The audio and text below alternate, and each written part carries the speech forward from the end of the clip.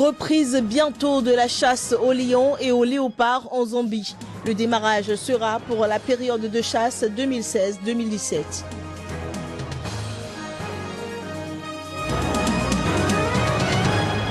Aide de la Malaisie et de l'Indonésie aux migrants dans la Méditerranée, la Croix-Rouge et le Croissant-Rouge réagissent.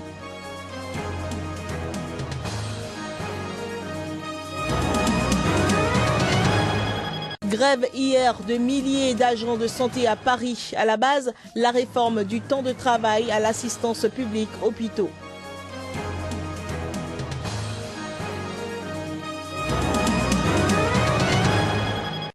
Bon matin à toutes et à tous et bienvenue dans ce rendez-vous des informations sur SICA. La situation au Burundi préoccupe l'Organisation des Nations Unies. Elle appelle les autres pays de la sous-région à organiser des élections paisibles et crédibles pour éviter tout débordement et violence. C'est à travers la voix de certains de ses représentants spéciaux et coordonnateurs résidents qui étaient en conclave lundi et mardi à Libreville au Gabon. Compte rendu de notre correspondant Paul Avgundila. Comment appuyer les processus électoraux en cours en Afrique centrale? La question a rythmé les échanges des fonctionnaires des Nations Unies 2 jours durant à Libreville au Gabon. Abdoulaye Bathily milite pour une transparence électorale nécessaire à la paix sociale.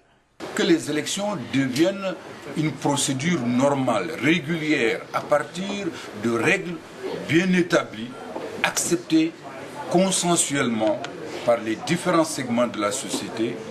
L'UNOCA veut donc banaliser l'acte électoral et en faire un facteur de stabilité, non l'inverse, comme c'est le cas dans certains pays en Afrique. Les 3 prochaines années seront des années de braise, électoralement parlant. Vous savez que dans beaucoup de pays d'Afrique, aujourd'hui, quand les élections approchent, malheureusement, c'est des périodes où la fièvre sociale monte avec la fièvre politique et les pays sont menacés dans leur stabilité à cause des élections. 2015-2016 restent des années électorales en Afrique qui préoccupent les Nations Unies. L'exemple du coup d'État manqué au Burundi apparaît comme un défi majeur pour le système des Nations Unies. Au Burundi, la détermination des opposants à un 3e mandat du président Pierre Nkurunziza ne faiblit pas malgré la riposte musclée des policiers. Au moins 2 manifestants ont été tués jeudi par balle à Bujumbura. Dans la capitale, la contestation a repris de plus belle dans plusieurs quartiers jusqu'au centre-ville où des dizaines de femmes sont parvenues brièvement à se regrouper. La Belgique, ancienne puissance coloniale, menace d'arrêter son aide bilatérale au pays en cas de 3e mandat de Pierre Nkurunziza. Pendant ce temps, une épidémie de choléra menace des dizaines de milliers de Burundais qui ont fui les violences pour se réfugier dans le nord-ouest de la Tanzanie. On déplore déjà 27 morts dans leur rang. Une opération d'urgence est lancée pour tenter de circonscrire le mal. Rendons-nous à présent au Burkina Faso. La veuve de l'ex-président Thomas Sankara plaide pour que la justice burkinabé, qu'il a entendu lundi, aille jusqu'au bout dans le dossier de l'assassinat de son mari. Thomas Sankara, cette icône du panafricanisme, a été tué le 15 octobre 1987. Nous vous invitons à suivre les propos de sa veuve, Mariam Sankara. Je suis contente de fouler la terre du Burkina. Contente de retrouver mes parents, mes amis. C'est une grande joie pour moi. Et puis de revoir ce pays que je n'avais pas vu depuis longtemps, que je désespérais, un moment je désespérais de pouvoir revenir. Il ne s'agit pas seulement de la famille Sankara, il y a des 12 personnes aussi qui ont été assassinées en même temps que lui. Ces familles aussi attendent. Depuis longtemps, quand le dossier a été déposé, il n'y a eu que déni de justice. Les avocats qui travaillent sur le dossier ont déployé tout ce qu'ils pouvaient faire comme effort, comme recours. Il n'y a jamais eu de réponse. Et aujourd'hui, qu'on m'entende sur ma plainte et tout, vous savez, bon, ça donne beaucoup d'espoir. C'est beaucoup d'espoir pour moi. Et je souhaite que qu'on aille jusqu'au bout, qu'il y ait cette vérité que nous attendons, que tout le monde attend. Je n'ai pas du tout l'intention d'être présidente. Moi, je pense qu'au Burkina, il y a beaucoup de femmes, d'hommes capables de mener l'idéal de porter un projet politique. Ils l'ont montré en faisant cette convention, en choisissant un président. Et puis il y a cette jeunesse-là qui vient. Cette jeunesse qui vient, qui n'a même pas connu Sankara, mais qui se réclame de son idéal. Donc même dans 5 ans, je pense qu'il y aura toujours des personnes capables. Moi, on m'appelle, voilà, je suis la maman, je serai là, je serai toujours un soutien. Je serai une personne ressource, une personne morale.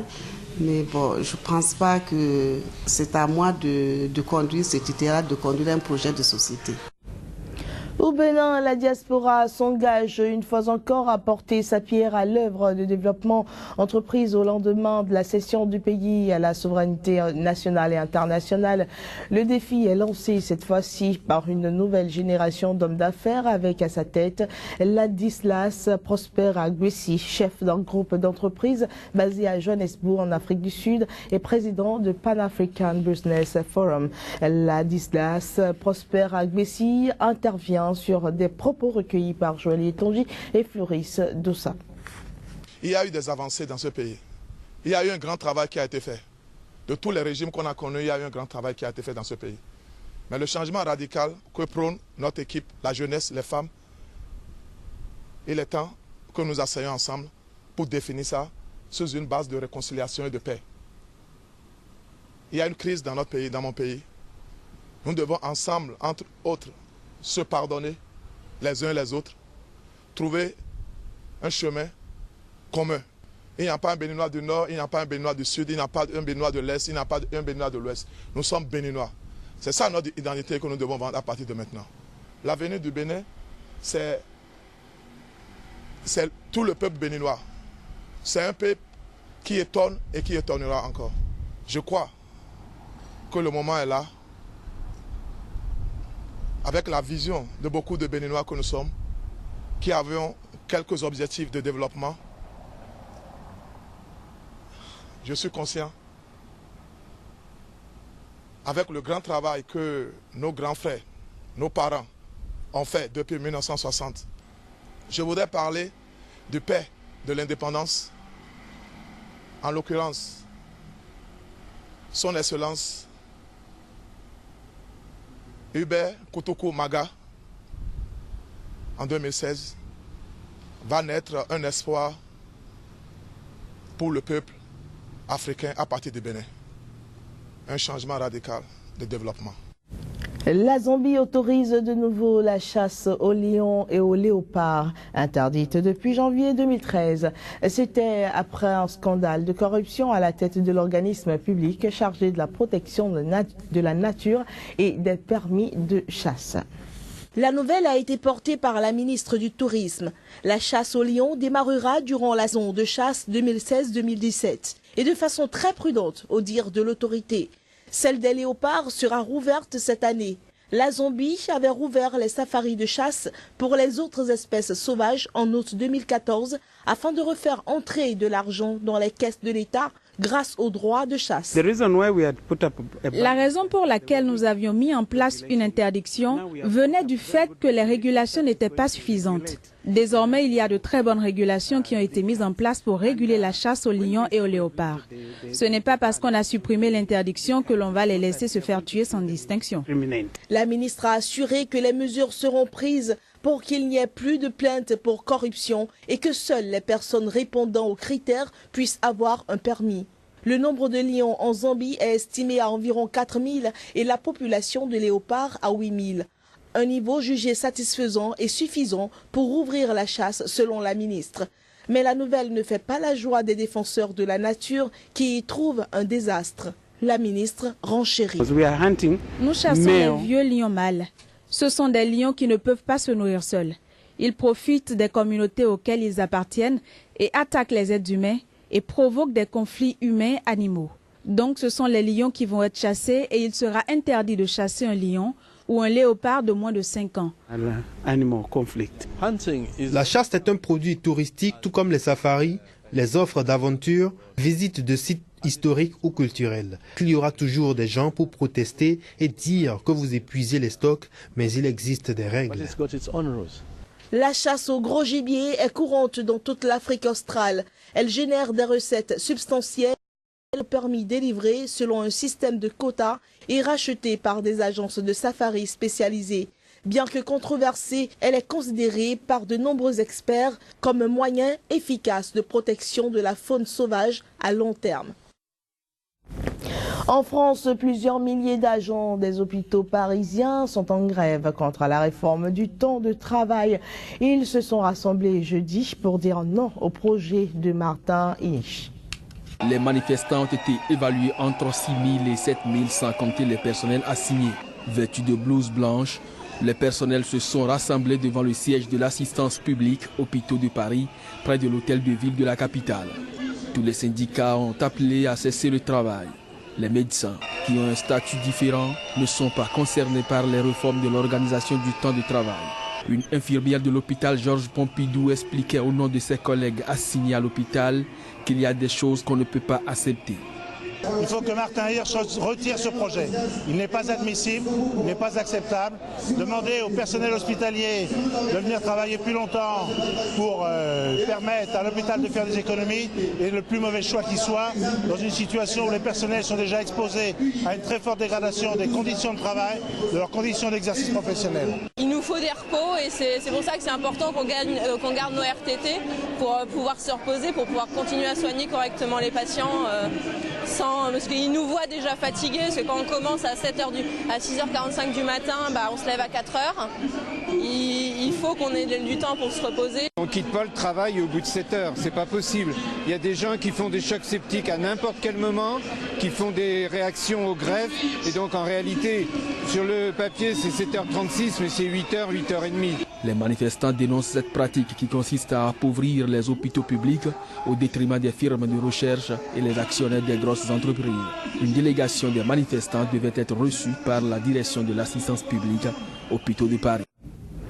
La crise actuelle des migrants en Méditerranée et en Asie du Sud-Est impose plus de générosité de la part des pays concernés. C'est du moins l'avis du président de la Fédération internationale des sociétés de Croix-Rouge et du Croissant-Rouge. Cette réaction fait suite à la décision conjointe de la Malaisie et de l'Indonésie de venir en aide aux bateaux de migrants. Plus de 88 000 personnes ont entrepris depuis 2014 le dangereux voyage à travers la baie du Bengale et la mer d'Andaman, dont plus de 25 000 depuis le début de cette année.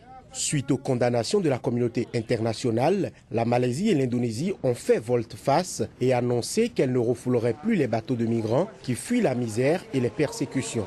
La Thaïlande, l'Indonésie et la Malaisie ont accueilli environ 3 000 naufragés en quelques jours. Réaction qu'encourage la Fédération internationale des sociétés de Croix-Rouge et du Croissant-Rouge. Whatever the reasons are, these are people. Whatever the reasons are. Quelles que soient leurs raisons, ce sont des gens. Ils méritent d'être protégés. Ils méritent d'être aidés dans ce genre de situation pour qu'ils ne tombent pas entre les mains de trafiquants et que les plus vulnérables d'entre eux ne soient pas victimes de violences, de viols et d'abus. Pour la crise en Méditerranée, il a appelé à sécuriser des routes de migration avec des navires pour les chercher et les recueillir et pour les pays d'arrivée à mettre en place des structures d'accueil. Il y a un impératif humanitaire qui est de prendre soin des gens qui recherchent la paix, qui recherchent de meilleures conditions de vie pour eux, pour leurs enfants, pour leurs familles et qu'ils reçoivent la réponse humanitaire requise et on n'en attend pas moins de l'Europe. En Asie du Sud-Est, cet exode dure depuis des années, mais le phénomène a pris une tournure catastrophique depuis le début du mois de mai et la désorganisation des filières clandestines par la nouvelle politique répressive de la Thaïlande. Fin de cette édition que nous vous remercions d'avoir suivi. Très bonne suite des programmes sur Sika. Au revoir.